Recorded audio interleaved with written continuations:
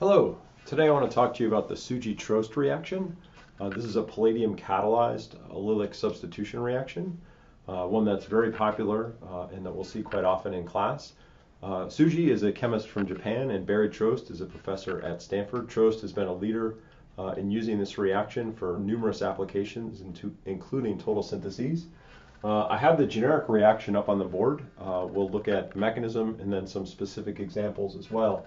So the generic reaction, you add a nucleophile to some sort of substrate with an allylic leaving group with a palladium catalyst, and then you enable that allylic substitution reaction.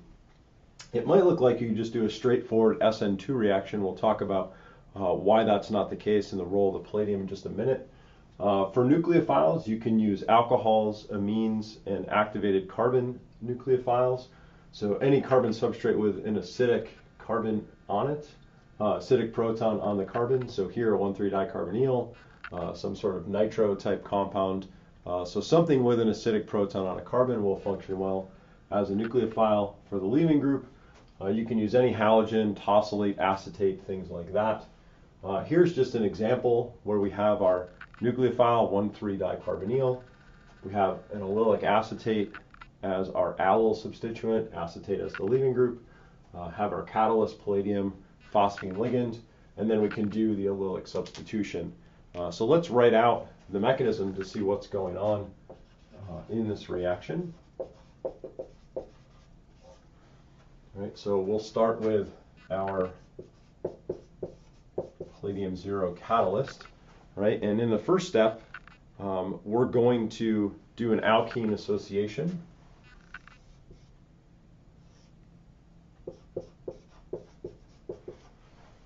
Where the alkene is going to associate with palladium.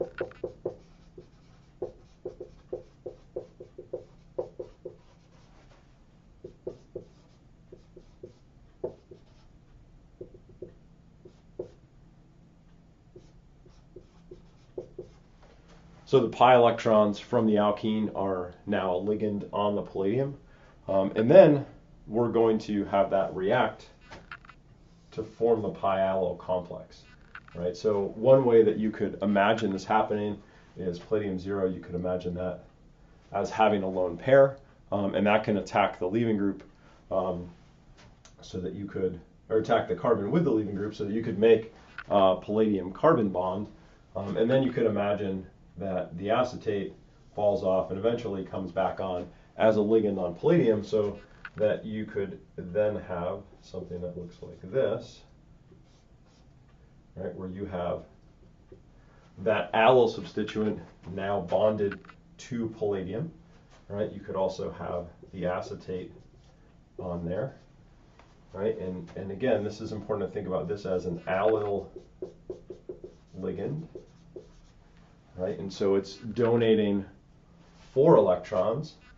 You could imagine it as sort of 1 from the sigma bond and 1 from the pi bonding electrons. Right, so this is an allyl ligand. So it's a 4 electron donor and it's a -1 donor, right? So 4 electron -1 donor, right? And then with the acetate on there as well, this is now palladium 2, right? One thing that's useful to think about is that this is an equilibrium with the acetate falling off, right? So you could then draw what this looks like. So palladium, it still has the allyl ligand, and you can call that a positive because the acetate has fallen off. Right? And the reason it's useful to think about the acetate falling off is that the acetate can now react with the nucleophile, which will be useful to us in the next step. Right? So if we have our nucleophile,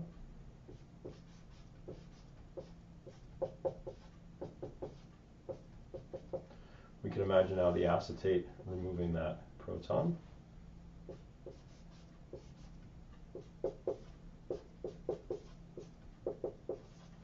So now we have the nucleophile and the electrophile, and they can react together. Right? And we could have the nucleophile add to one of the terminal carbons. Those allyl electrons move over to reform the pi bond, and then we could end up with something that looks like this.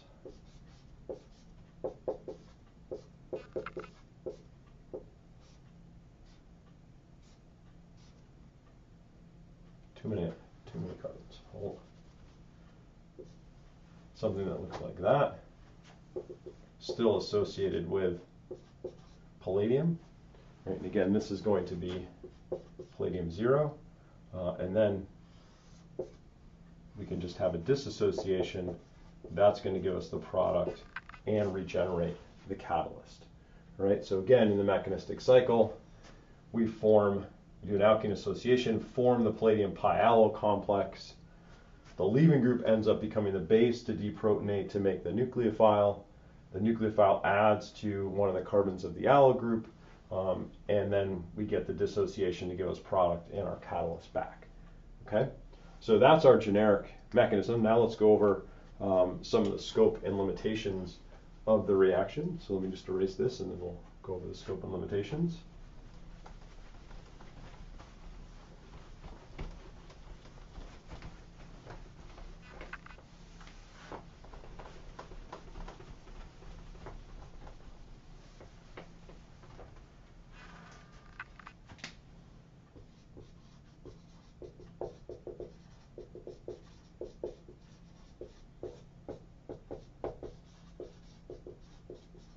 First thing to consider is regiochemistry, and like most substitution reactions that we've seen, the regiochemistry is relatively straightforward in that we're going to preferentially add to the least hindered carbon of the allyl group.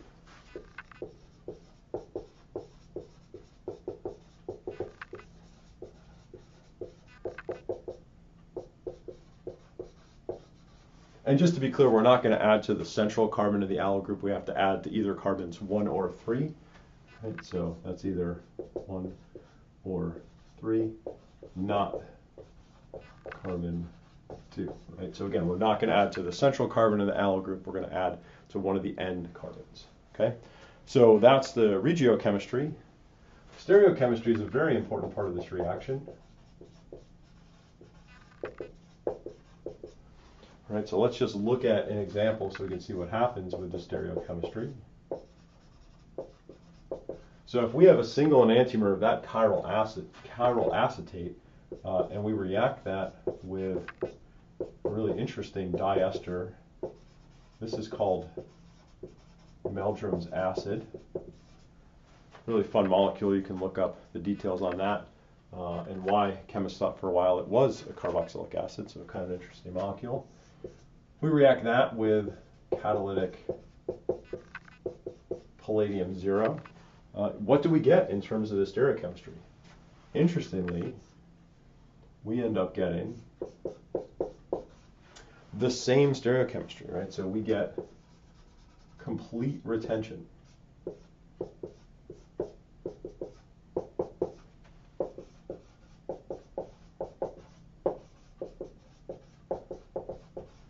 And hopefully we remember from intro orgo that when we get complete retention, that's telling us that we're doing 2 SN2 reactions. So we're doing a double inversion, and that gives us complete retention, right? So this must be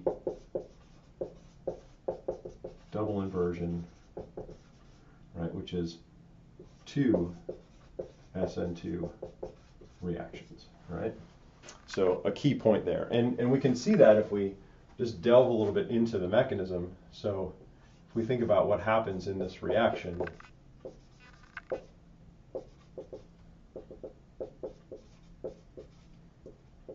we're going to have the alkene association step, and then we're going to do our first SN2 reaction when the palladium displaces the acetate. Right, so this will be our acetate displacement. So that'll be our first SN2 reaction, and that will give us the allyl group with the palladium going back, so opposite of where the acetate was to start. And then when we go to form the product, the nucleophile, we which is deprotonated Meldrum's acid.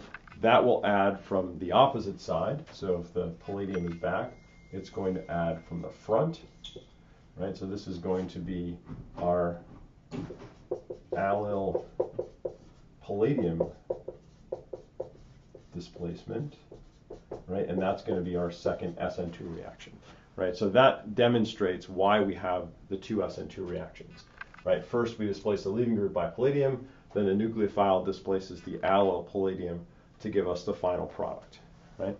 And one other point about the scope of limitations is that there's another leaving group that we might not initially think about to add to our leaving groups. And that leaving group is an allyl epoxide. Right? We've seen epoxides used in many ways, and it's important to recognize this is another way to use an epoxide as a leaving group in these palladium Pi-Allyl reactions. So just to give you an example of what that could look like, so if we had an allyl epoxide that looked like this, we could react that with a nucleophile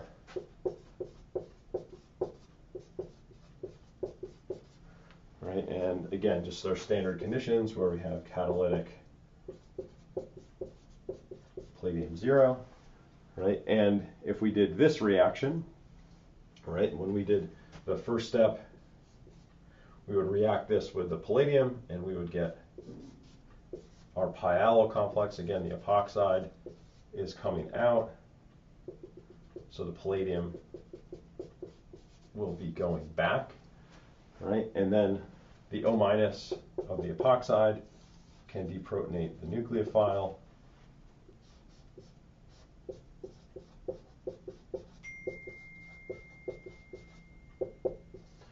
give us our nucleophile, then that can add to the least hindered side from the front, and that will give us our final product, right? So our final product will look like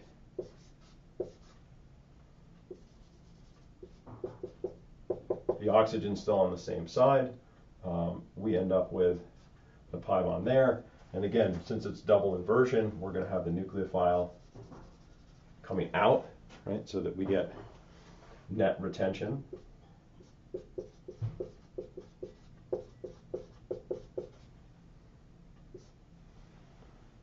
Make sure I get my number of carbons right, and that's the final product that we get, all right?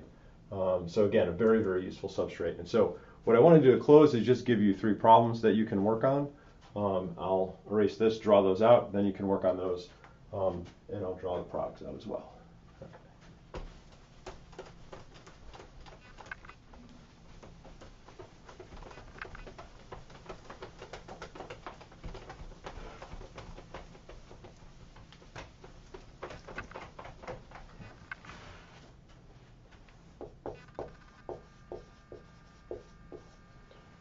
All right, so here are 3 problems for you to work on.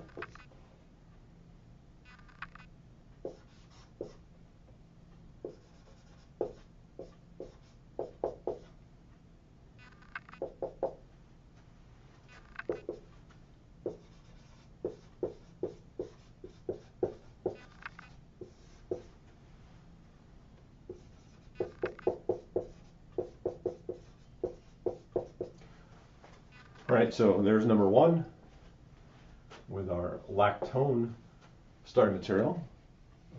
Number 2,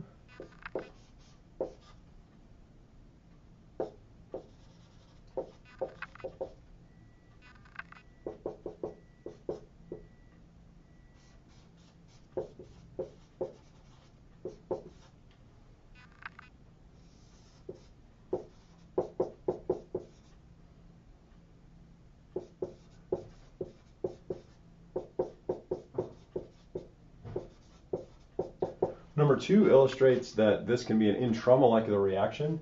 It also illustrates that sometimes there's an added base where you're going to do the deprotonation with a base, not just using the leaving group as your base. And then one more.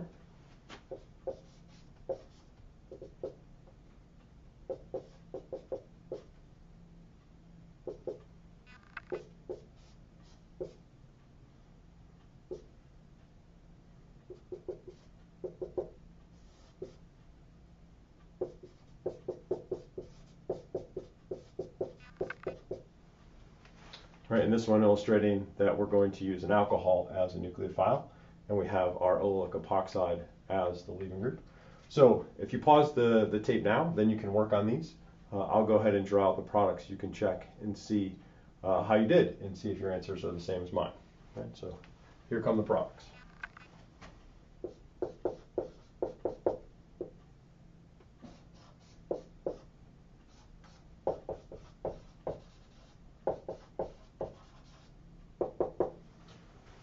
Okay, so in that one, we open up the lactone.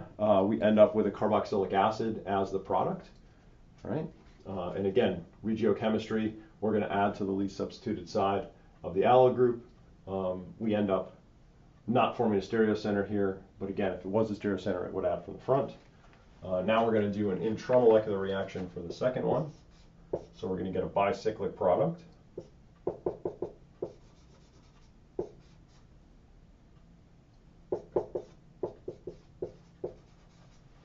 Right, and so here, again, we have a leaving group coming out, so the new bond we make is also going to be made from the front, so you can see the new stereocenter is also coming out. And then the final one, we're going to make a carbon-oxygen bond because we have an alcohol nucleophile. We're going to add to the least hindered side of the allyl group. And we're going to add from the back. That's where the epoxide started, double inversion, that's what we're going to get. So this gives you a really nice overview of the Tsuji-Trost Pi-Allyl palladium substitution reactions. And again, this is something we're going to use a lot this semester and a very popular reaction.